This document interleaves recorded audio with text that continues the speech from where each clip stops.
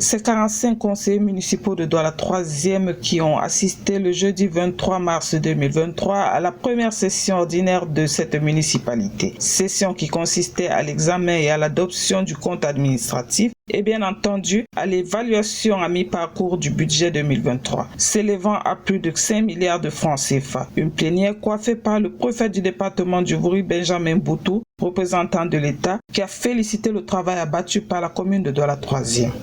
S'agissant de l'examen des comptes proprement dit, j'observe à la suite des exposés et des comptes rendus qui ont été faits, à l'analyse de ces documents mis à ma disposition, que les recettes de votre commune ont connu une nette croissance d'un montant de près de 1,418 milliard. Ça, c'est, je parle bien de la croissance qui est arrivée à ce montant. Au cours de l'exercice 2022, vous avez pu engranger des recettes appréciables. En clair, au cours de cet exercice, vos recettes recouvrées s'élèvent à un montant de 4 milliards 167 millions 46 072 francs pour l'exercice donc 2022. Monsieur le maire, je voudrais saisir cette occasion pour vous féliciter pour ces bonnes performances. Je saisis donc cette occasion pour vous adresser mes encouragements pour le niveau d'exécution du budget d'investissement public qui s'élève à un taux de recouvrement de près de 96%.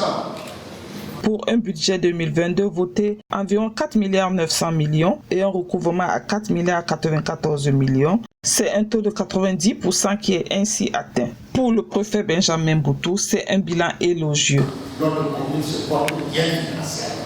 Vous savez, quand un État se porte financièrement bien, il est crédible. Parce que vous dites que la trésorerie est bonne, ça veut dire que le maire veut me aller chez les banquiers au pays de crise. Et même les banquiers devront même lui faire la cour parce que la région est bonne. Entre la réhabilitation des salles de classe, la construction des voies de dessert et 11 km de drains curés, le mieux-être des populations est un cap atteint grâce à une détermination, selon le maire Valentin Epoupa. Le début des travaux de réhabilitation et d'extension de notre hôtel de ville. Je citerai parmi ces activités, l'activité de réhabilitation de 4 infrastructures scolaires, à savoir l'école publique de Ndombert, l'école publique de Ndopassi, l'école publique de PK14 et l'école maternelle de Bilbongué. Il y a aussi la réhabilitation de 2 centres secondaires d'état civil.